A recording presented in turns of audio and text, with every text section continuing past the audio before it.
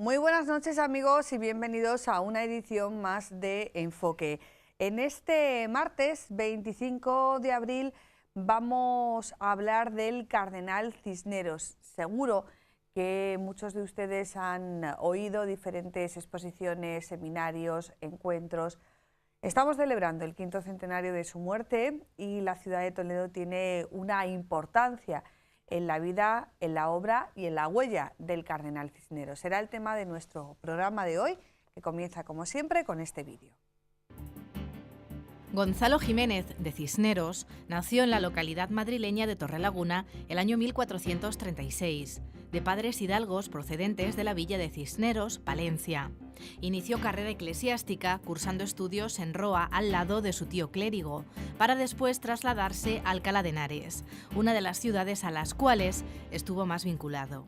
De esta forma podría comenzar la biografía de uno de los personajes más importantes de la historia de España, pues en él se aunan los perfiles eclesiástico y religioso, político y de gobierno, y también el de un hombre amante de la cultura y promotor de ella. En este año en el que se conmemora el centenario de su muerte, acaecida en Roa cuando iba camino de encontrarse con el emperador Carlos V, son muchas las iniciativas que en torno a la figura de este cardenal franciscano se están promoviendo y que parten siempre de alguno de estos perfiles. En Toledo, desde el día de ayer, se puede visitar una exposición impulsada desde la Facultad de Humanidades, donde se nos ofrece la posibilidad de seguir las huellas de Cisneros en la capital imperial. Huellas patrimoniales, representadas en monumentos como la Catedral de Toledo, San Juan de los Reyes o incluso en algunos ya desaparecidos, como San Juan de la Penitencia. Huellas bibliográficas, y para ello la referencia está en el archivo capitular, que conserva una importante colección de obras coetáneas del Purpurado, destacando entre ellas la Biblia políglota. Y huellas inmateriales, como es una de las joyas de la Iglesia toledana, el rito hispano-mozárabe. Junto a la exposición se está desarrollando un seminario impartido por diferentes expertos que tiene por objetivo traer al presente la rica personalidad de este austero franciscano, convencido reformador, poderoso arzobispo de Toledo e influyente político. Así, diversos especialistas repasarán la interesante época de transición que le tocó vivir, su trayectoria vital, su actuación al frente de la sede primada y la compleja relación que mantuvo con el cabildo de la catedral. El curso prestará también atención a la imagen que el cine ha proyectado del personaje, más en los últimos años, en el que se ha popularizado a través de diferentes series de televisión, diferentes personajes contemporáneos de Cisneros. Hoy en Enfoque nos proponemos ir más allá del personaje cinematográfico o novelado y descubrir quién fue este franciscano austero y reformador, regente de Castilla, evangelizador de Granada, y cuál es su legado 5 siglos después de su muerte.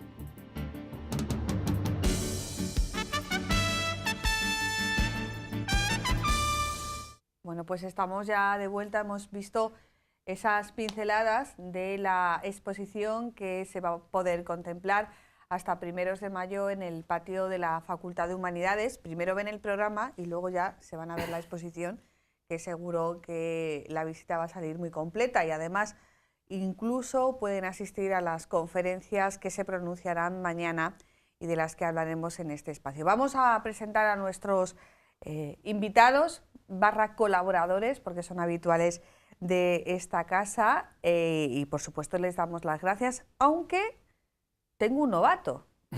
Profesor Carlos Bizuete, buenas noches.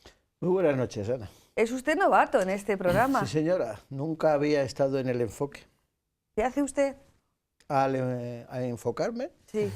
Yo, si me haces 10 preguntas, me encontraré como en mi salsa. Tenemos que compartir con los otros dos invitados y yo espero que no sea yo la que haga las preguntas, sino que sea una conversación con el resto de invitados, compañeros. Profesora María José López, buenas noches. Hola, buenas noches, Ana. Usted ya es veterana. Ya he venido alguna vez, sí. Que no todo el mundo puede decir que el profesor Carlos Bizuete es novato, porque lides ha tenido y muchas. Tiene ya una trayectoria que lo avala, sí, es verdad.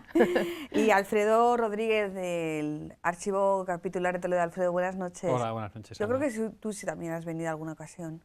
Pues creo que a este programa no. Ah, bueno, pues eso. Bueno, pero yo quería jugársela, el profesor Vicente, ya sabes, ¿no? Bien, bien. Me lo consientes, Sí, ¿no? sí, perfectamente.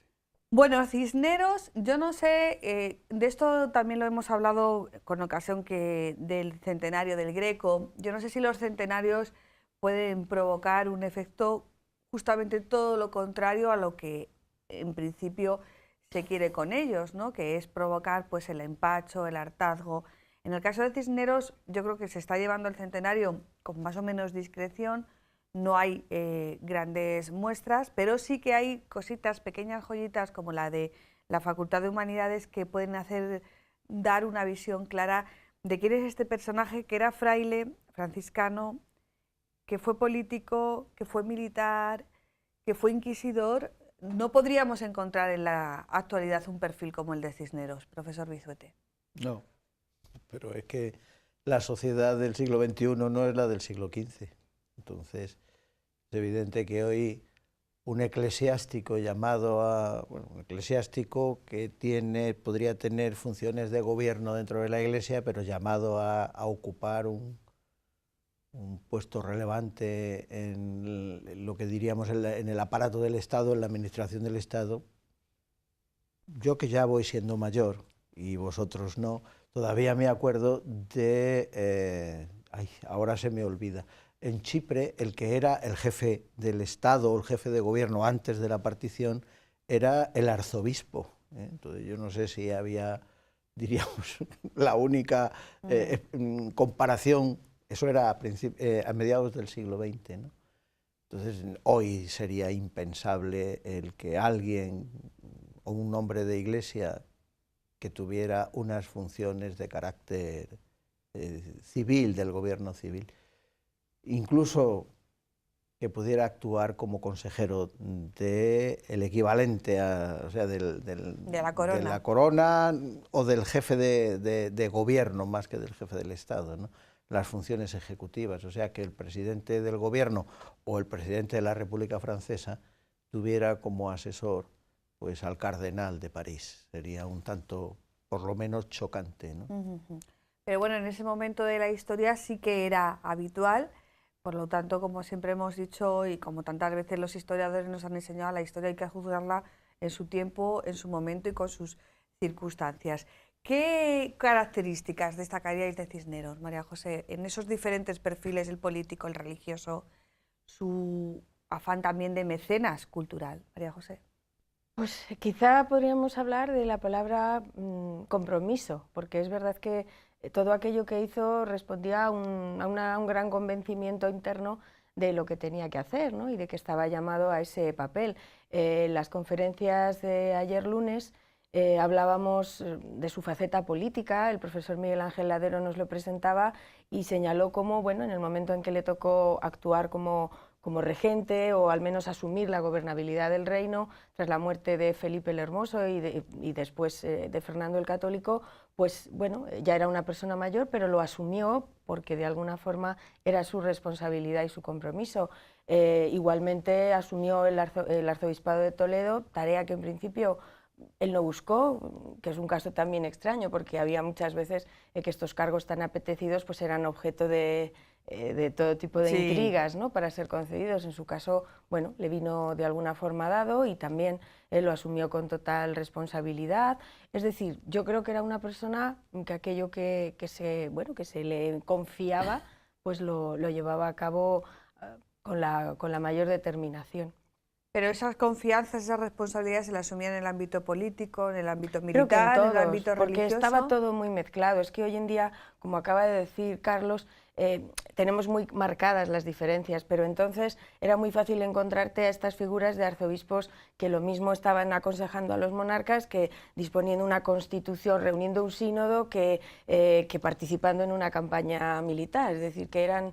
Bueno, era la época, de alguna forma no tenía esa separación de poderes que hoy tenemos asignadas, por tanto, en todas ellas yo creo que usó o se sirvió de esa misma determinación. Y en el ámbito de la cultura, el profesor Carlos Vizuete hablaba ayer de que fue un gran mecenas y valedor de la introducción de la imprenta en Toledo, ¿no es así, Alfredo? Sí, Cisneros vive en una en un momento en el que la imprenta tiene en Europa poco recorrido todavía, unas décadas, es de los años 50 del siglo XV, es el primer libro, la Biblia de Gutenberg, y Cisneros es muy consciente del poder que tiene la imprenta como instrumento de transmisión del conocimiento, de ideas, y él pues, hace un esfuerzo por intentar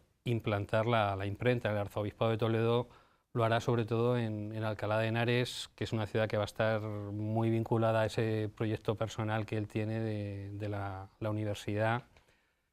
Y bueno, ahí en ese momento, en esa ciudad, pues se van a instalar una serie de impresores que van a ser importantes dentro de lo que es la historia de la edición en España, como Brocard o como Miguel de Guía. Y estos impresores pues, van a hacer proyectos, quizá el más célebre, el más conocido es el de la Biblia Poliglota, que es una joya de la edición. Se acaban de cumplir los 500 años de la publicación y sigue siendo una obra impresionante desde el punto de vista técnico, tanto en el trabajo, el esfuerzo que hay en depurar los textos, porque la Vulgata, que era la versión oficial de la Biblia para la Iglesia, pues procedía de la traducción que hace San Jerónimo, que era del siglo IV. A partir de ahí, las copias que se van haciendo, pues, se van deslizando errores, esos errores se vuelven a reproducir, y Cisneros lo que plantea es la creación de un equipo de expertos en lenguas que depuren todos esos textos. Y una vez que los textos están depurados, pues hay que imprimirlos en 3 lenguas. Eso técnicamente es muy, muy complejo. Y bueno, pues la obra final, que tarda unos años en hacerse y que se retrasa también por la muerte del arzobispo en 1517, yo creo que es en 1520 cuando sale a la venta, pues constituye, como digo, pues uno de los máximos logros de la primera imprenta en España. El titular fácil sería Cisneros, un hombre adelantado a su época, a su tiempo, es algo que comentábamos ya en el día de ayer, pero más que adelantado, la profesora Lop y el profesor Vicente decían, no, era un hombre de su tiempo, eso sí que es verdad que con una visión un poquito más hacia adelante, porque por ejemplo la imprenta... pues la Iglesia y la imprenta yo no sé si desde el primer momento se llevaron bien. Sí, se llevaron muy bien porque precisamente la Iglesia vio desde muy pronto las posibilidades que tenía. Entonces, desde Alemania muy rápidamente en Roma adoptaron la técnica, porque evidentemente era una forma que ellos vieron muy clara de extender sus libros, conocimientos y textos, ¿no? Lo de adelantado a su tiempo ya lo comentábamos ayer. Yo creo que es un hombre de su tiempo, pero es que su tiempo era un tiempo muy interesante, en el que había muchas novedades, en el que convivía todavía la tradición medieval, lógico, que no había todavía desaparecido, pero en el que ya había toda una serie de elementos, tanto en cuestiones de gobernabilidad del Estado, como en cuestiones culturales, como en las propias cuestiones de reforma, que nos hablan de nuevos momentos, de nuevos tiempos, y él... pues no es que se subiese a ese carro, es que lógicamente era una persona valiosa y supo comprender las posibilidades que todo ello le ofrecían. Así que es un hombre de su tiempo, porque su tiempo era un tiempo en el que había ya muchos elementos de novedad que lógicamente él sabe aprovechar. Quizás el adjetivo que más le cuadra es el de reformador. Es un hombre que está comprometido con las reformas, pero... siempre hablamos de las reformas en el ámbito eclesiástico. Es que el siglo XV es un siglo pleno de reformas, podríamos decir. O sea, cuando pensamos en el seminario, por primera vez no sabíamos si iba a ser Cisneros o iban a ser las reformas 100 años de reformas desde el final del Concilio de Constanza, que es en 1417, quizás hasta el Quinto Concilio de Letrán, que acaba en 1517. En ese siglo se van produciendo una serie de reformas en el ámbito de la Iglesia, unas desde abajo y otras desde arriba, que colocarían a muchos personajes, o les podría encuadrar a muchos personajes el título de reformador. Alguien que está comprometido en la lucha por la reforma de la Iglesia. La Iglesia era evidente en todos los aspectos, en el de las órdenes religiosas, como en el clero secular, como entre el pueblo, en el gobierno, que estaba necesitado por lo menos de un ajuste fino, podríamos decir. Entonces, no es lo mismo encontrarte en una situación como la que se encuentra Cisneros, en la que puede manejar medios económicos y resortes del poder para tratar de mover los obstáculos, que ser un iniciador desde abajo de la reforma en un eremitorio. Entonces, evidentemente hay muchos reformadores, podríamos decir, aunque él alcanza o puede ver la culminación de la tarea de reforma por el momento en el que le toca vivir, más cerca, bueno, no asiste, pero la clausura del Quinto Concilio de Letrán le coge a él vivo, que es un concilio de reforma, y verá el triunfo de algunos de sus postulados con relación a la reforma de los religiosos y otras cosas que era imposible reformar, ¿no? Pero sí, yo creo que, aunque no sería la etiqueta que yo le pondría, muchas de las actividades que realiza con el mundo este de la imprenta que veíamos antes y demás están orientadas a la idea que él tiene de renovación, quizás más que de reforma, de renovación de la vida espiritual o de la vida moral a través de la formación, que era una de las cosas que él quiere implantar entre los clérigos de la diócesis. O sea, que audacia y osadía no se le puede negar. Sí, además que es que todo esto lo hace un hombre con más de 60 años. Fue muy mayor, o sea, vivió muchos años, ¿no? Para Vive la época. 80 para 81 para 82, más o menos, porque no sabemos la fecha del mes del nacimiento, entre el 36 y el 17, finales del 17, han pasado 81 años, pero la mayor parte de su vida él no tenía, bueno, tuvo parcelas de poder limitadas en la diócesis de Sigüenza cuando fue vicario general, pero de verdad los resortes y los medios solamente cuando fue arzobispo de Toledo, y es arzobispo de Toledo los 22 últimos años de su vida.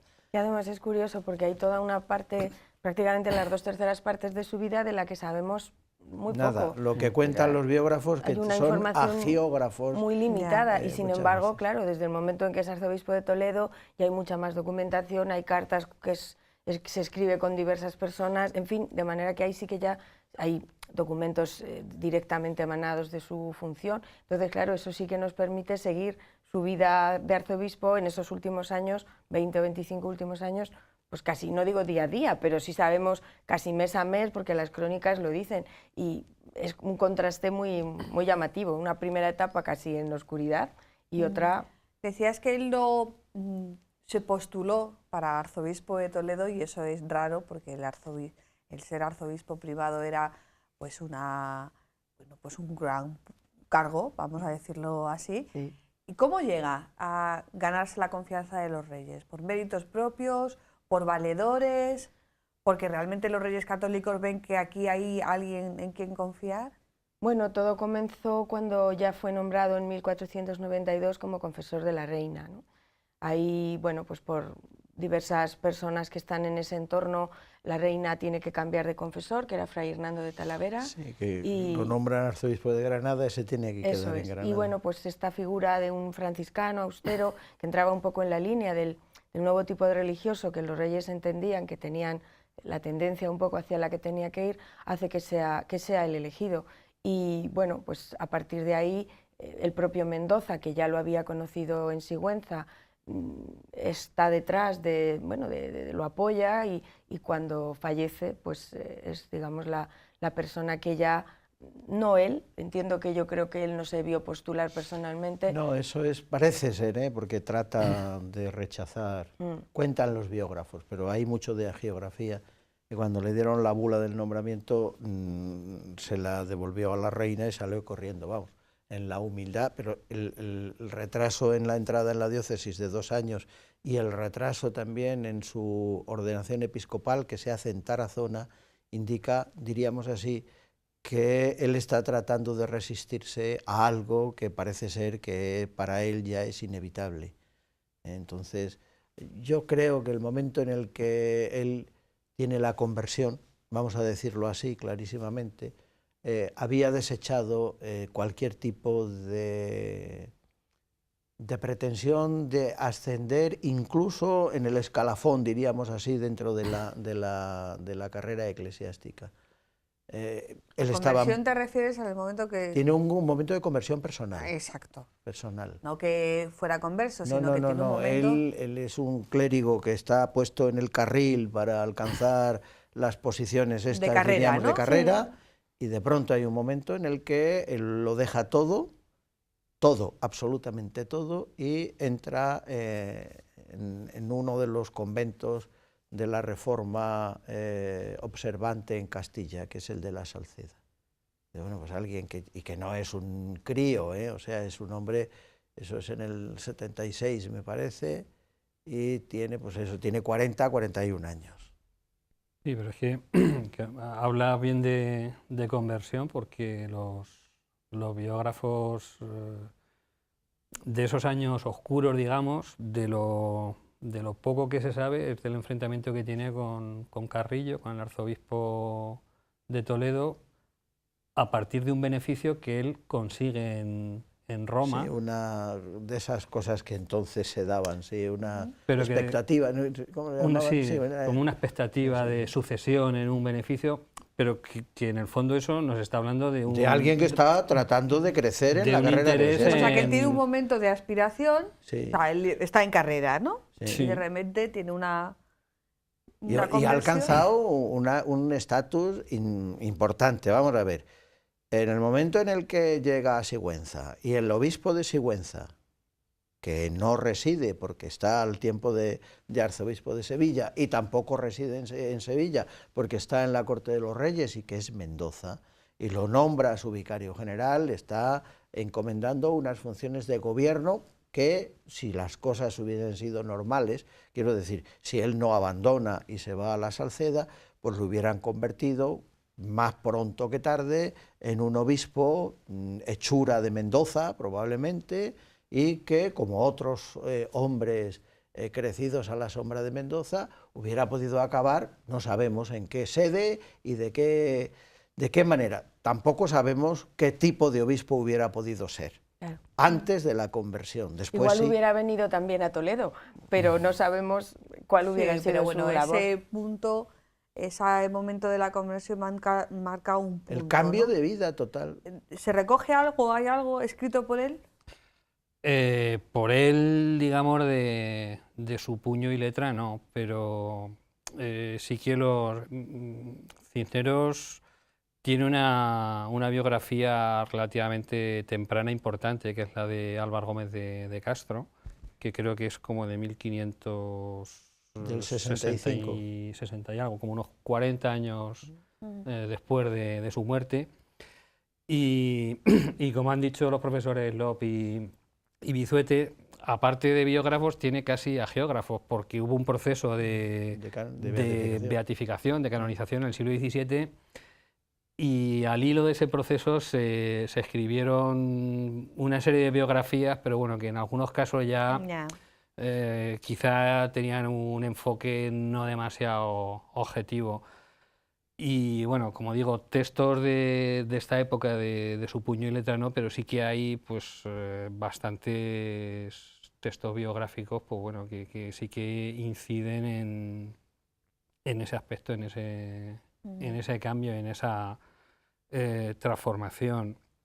Y bueno, en ese sentido, no sé si estará de acuerdo el profesor Vizuete, pero Cisneros como que se anticipa un poco al modelo de obispo que luego se va a consagrar en el Concilio de Trento, en cuanto a la preocupación por los pobres, la preocupación por elevar el nivel intelectual del clero, una serie de características que yo creo que él ya las apunta en su vida como prelado. Sí, porque bueno, hay que pensar que esto que algunos historiadores llaman la reforma española, o sea, este proceso de reforma de la Iglesia, en algunos casos propiciado por los monarcas y tal, pero tiene unos presupuestos que continuarán todavía de una manera sin manifestarse plenamente, pero que están presentes en algunos de los memoriales que se envían a Roma para el Concilio de Trento, por la idea de la reforma que tiene también,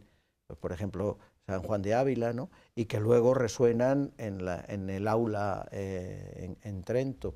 Y la idea del obispo tridentino o del obispo postridentino no significa que todos luego fueran cortados por el mismo patrón, ¿no?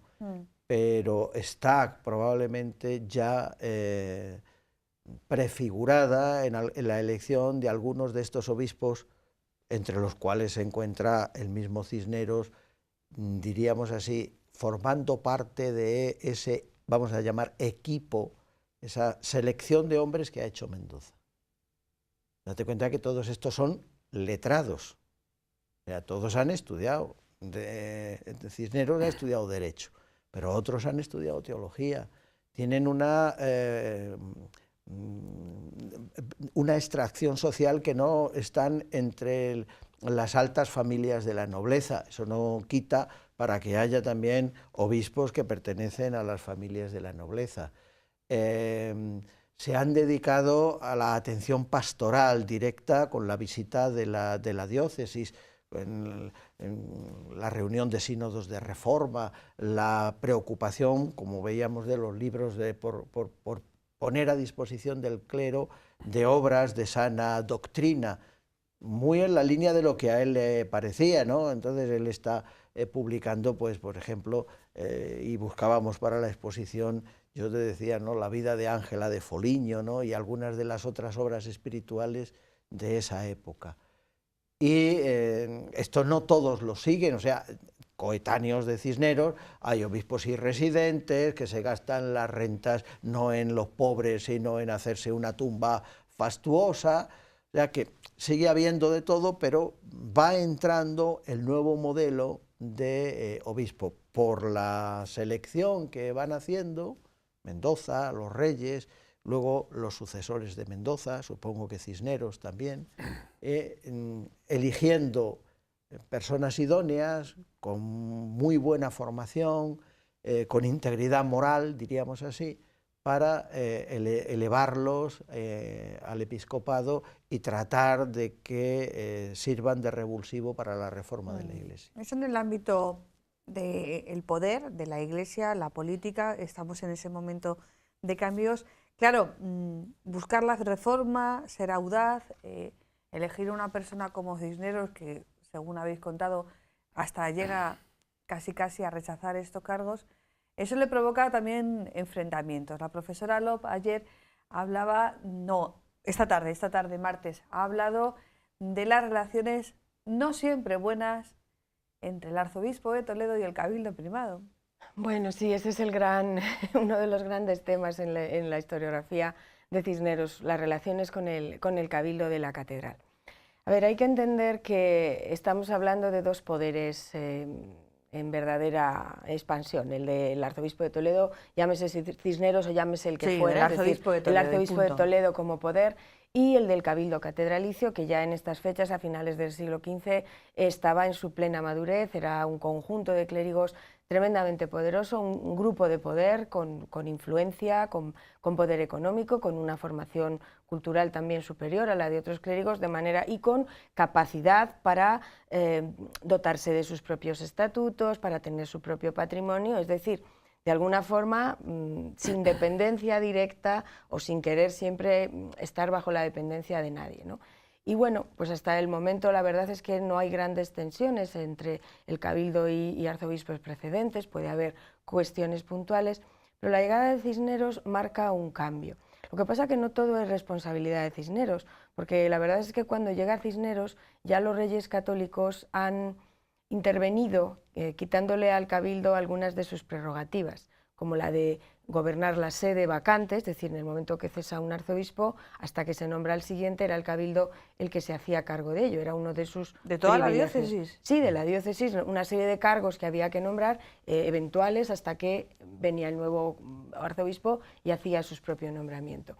Y la otra prerrogativa era la elección del sucesor en la sede, ¿no? Esas son prerrogativas que tiene el cabildo, los cabildos en general, desde el Cuarto Concilio de Letrán, desde el siglo XIII. Lo que pasa que a lo largo de los siglos siguientes, reyes y papas les habían ido cogiendo parte de esas prerrogativas porque querían poner a personas de su confianza, pues bueno, por tener peones, digamos, en los principales puestos. Y sucede que a la muerte de Mendoza, los reyes católicos deciden ser ellos quienes gobiernen en sede vacante y desde luego son ellos los que eligen al sucesor, ¿no? Con lo cual el cabildo ya, cuando llega de primera el que sea, que en este caso es Cisneros, pero probablemente si hubiera sido otro hubiera pasado lo mismo, no estaba en sus mejores disposiciones. Alguno de los historiadores que ha escrito sobre el tema dice estaba con los nervios a flor de piel, ¿no?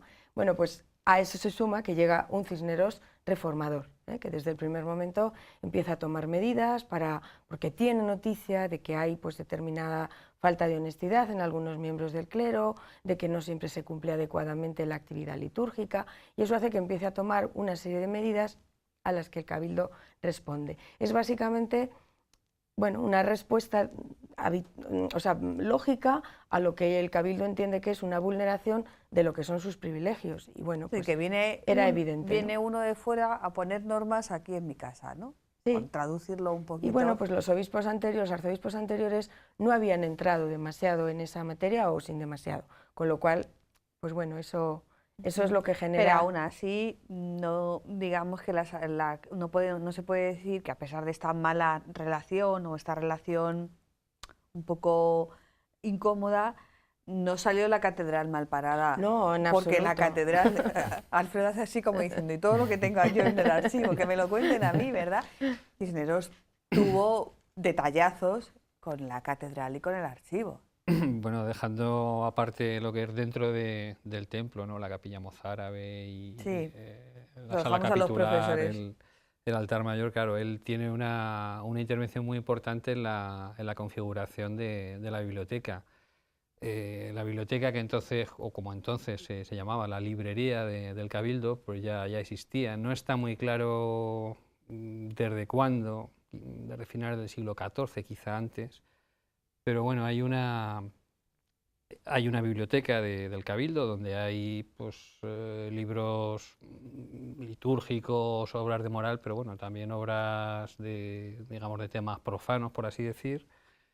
Y Cisneros visita la librería. Aquí no está muy claro porque hay el célebre historiador Sisto Ramón Parro, en su obra de Toledo en la mano, él dice como que la biblioteca del Cabildo siempre ha estado en el mismo sitio, pero parece ser, por lo que cuenta Álvaro Gómez de Castro, cuando Cisneros visita la biblioteca, la librería, se queda un poco disgustado porque dice que era un espacio demasiado pequeño, un poco oscuro, falto de ventilación, y él decide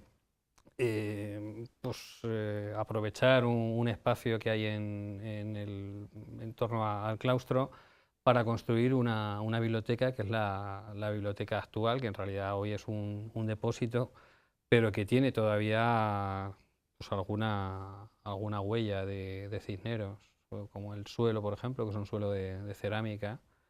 Todavía es el suelo original que se pone a principios del siglo XVI, y lo que no existe son lamentablemente las pinturas al fresco que encarga a Juan de Borgoña. Juan de Borgoña es el pintor que está trabajando también en la catedral, en la sala capitular. La capilla mozárabe también.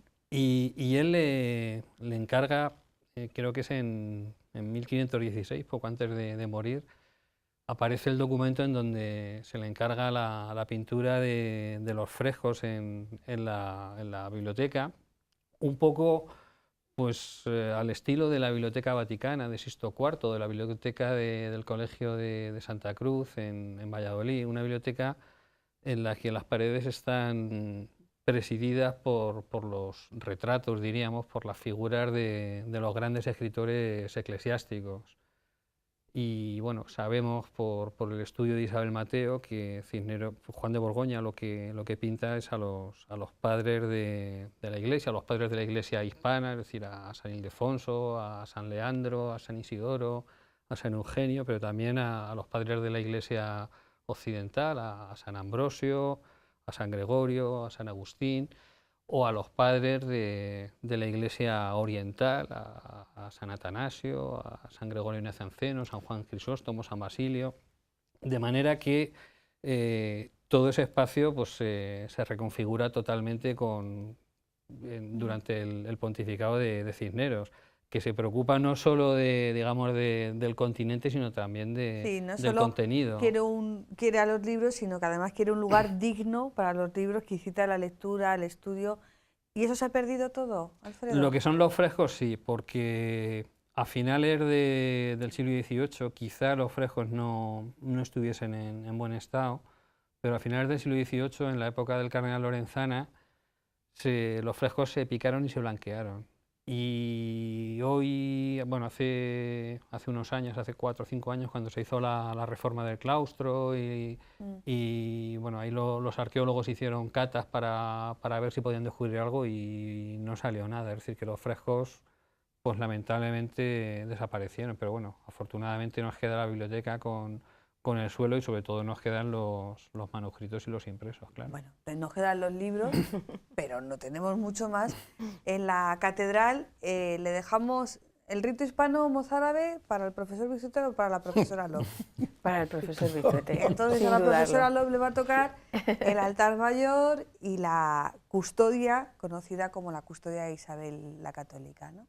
Que son las grandes referencias de Cisneros, insisto, dentro de la catedral, porque fuera de Toledo tenemos otras referencias que están muy bien reflejadas en esa exposición, sobre todo lo que ya no podemos ver, que es esas pequeñas fotografías de Casiano Alguacil de San Juan de la Penitencia, ¿no? Completamente desaparecido, ¿no?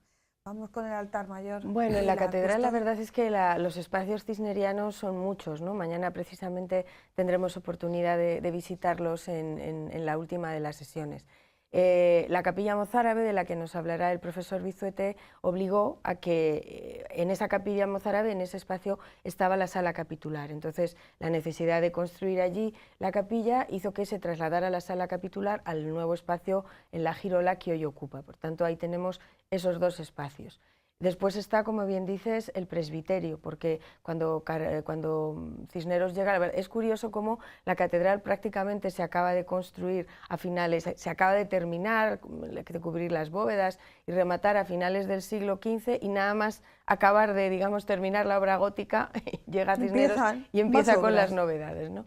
Y bueno, él ve que el presbiterio era un presbiterio pequeño, poco importante para una catedral de la entidad de la toledana, y entonces decide reformarlo, derribando una capilla adyacente, la capilla de Reyes Viejos, lo cual no fue sino también con motivo de conflicto con el cabildo y con los propios capellanes, que no les parecía. O sea que este hombre, perdona que te interrumpa, María José, si algo no evitaba eran problemas. No, él bueno, tenía ideas y quería mejorar, y bueno, claro, a veces pues eso siempre hace que pisar alguna que otra Eso debe de tener que ver con, diríamos, un compromiso que adquiere el cabildo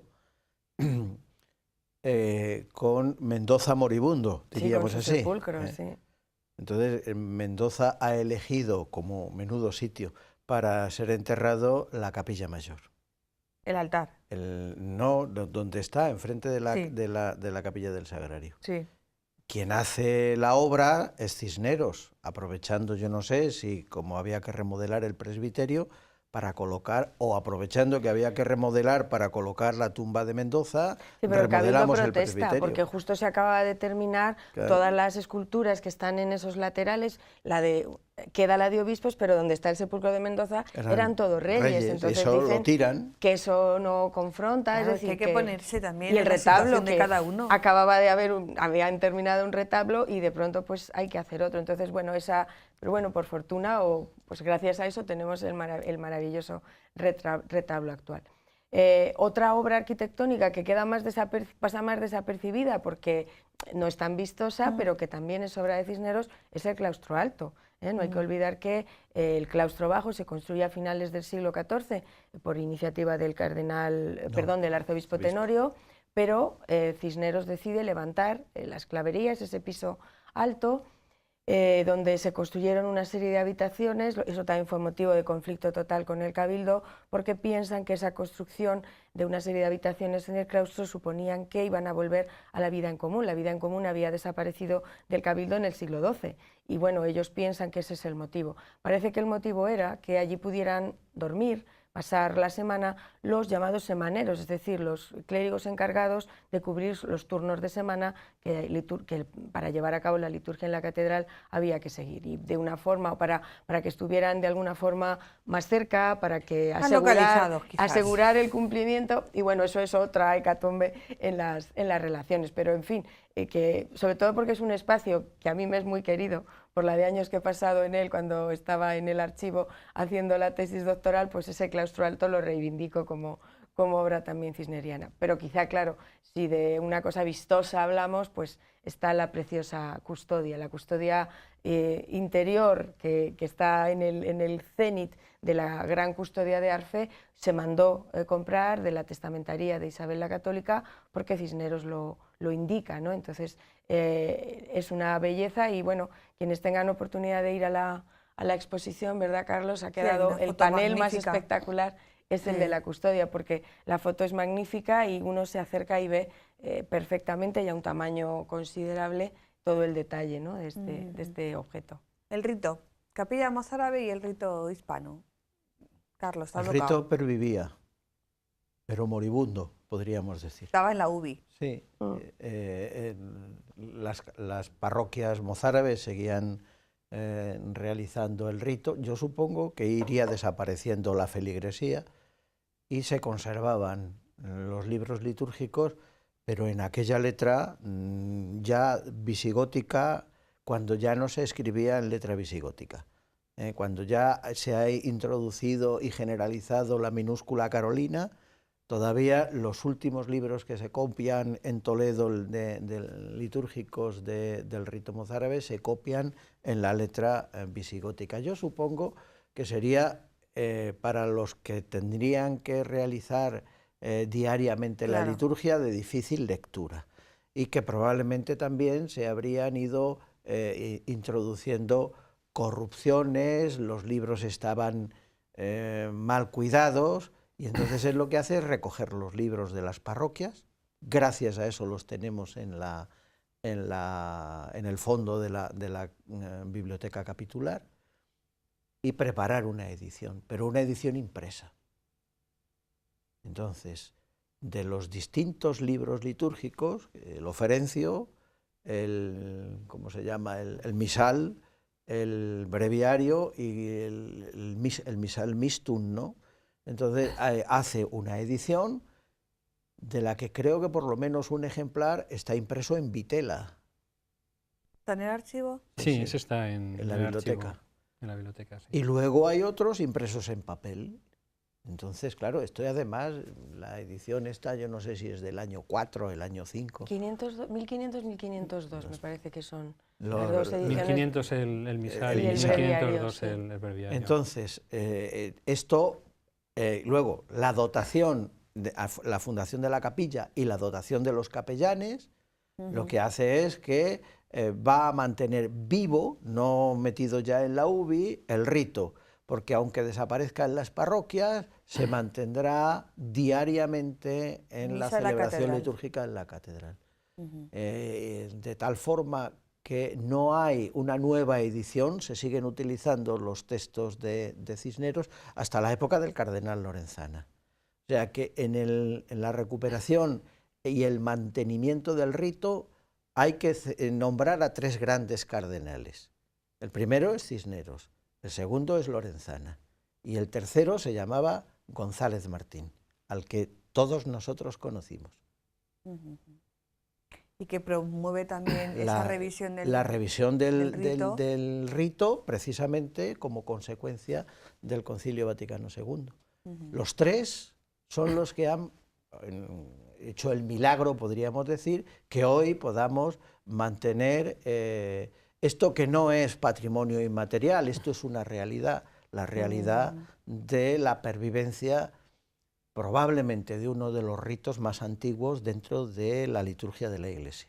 4 minutos. Perdona, sí, no, simplemente para añadir algo a lo que decía Carlos. Cisneros, además de la impresión del misario y del breviario, ordena que la música litúrgica mozárabe se ponga en partitura. En pentagrama, sí, claro. Porque, como bien se está perdiendo también, sí. Los profesores, la música se estaba perdiendo porque tenía un sistema de notación musical, que eran los neumas, que en realidad eran como una especie de regla mnemotécnica, es decir, tenías que conocer la melodía y los neumas te lo recordaban, pero si no conocías la melodía, no podías cantarla.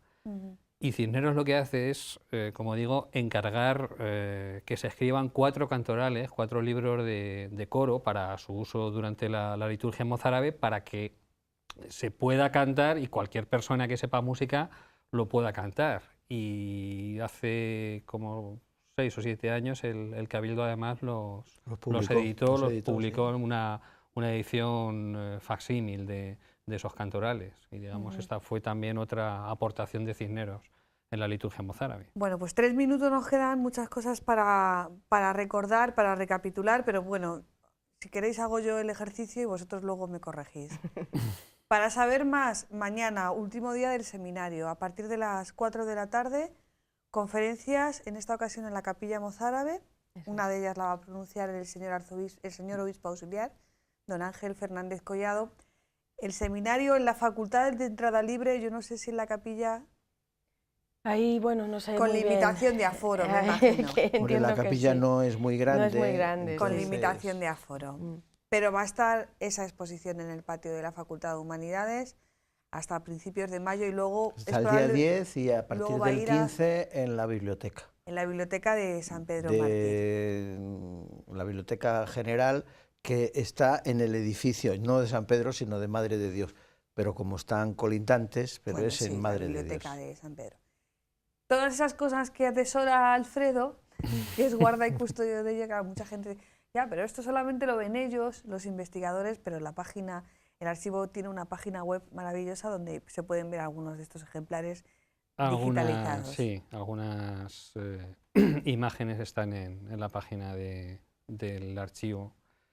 Y bueno, pues esperamos que podamos seguir creciendo en cuanto a página web y poder ofrecer más imágenes. Que la gente, lo digo por satisfacer también el gusanillo, ¿no? Que la gente pueda acercarse a esa página web del archivo y poder ver pues esas impresiones del arzobispo Cisneros, que no lo hemos destacado mucho, era franciscano, sí. Pero no sé, con todos estos detalles que habéis dado, no sé yo, era un franciscano con muchos arrestos, ¿no?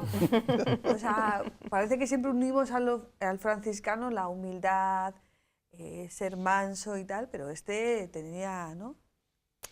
Vamos a ver, no está reñido lo uno con lo otro, es un hombre coherente. Y ahí en su comportamiento una coherencia, y eso no quita para que, bueno, si tiene que reprenderte, te reprenderá, pero eso no significa que sea un hombre dado a la ira, vamos a decir así. Entonces, la mansedumbre no está reñida pues con la administración de justicia o con la defensa de, como decía ayer bien Ladero, poner por delante el interés del bien común en su acción de gobierno, el buscar la perfección entre los religiosos, la santificación y la formación de los sacerdotes, la depuración de la vida de piedad de entre los fieles. Hay una cosa que no hemos dicho y que yo creo que también es muy importante. En el sínodo que se celebra en Talavera establece y estamos hablando del año 1498, que se comiencen a llevar los libros sacramentales, que luego lo recogerá el Concilio de Trento y lo pondrá para la Iglesia Universal. O sea, que hay una serie de innovaciones o de intuiciones que él tiene que acabarán siendo de uso en toda la Iglesia Universal. ¿Y algún libro? Porque también hay una conferencia, precisamente se ha pronunciado esta tarde, sobre la imagen de Cisneros, la novela histórica, las series de televisión. Eso tiene para otro programa, pero ¿algún libro, alguna biografía que podáis destacar para acercarse un poquito más al personaje, ya desde ojos del siglo XX, XXI? Bueno, el biógrafo, digamos, oficial de Cisneros, podríamos decir, actual, es José García Oro, ¿no?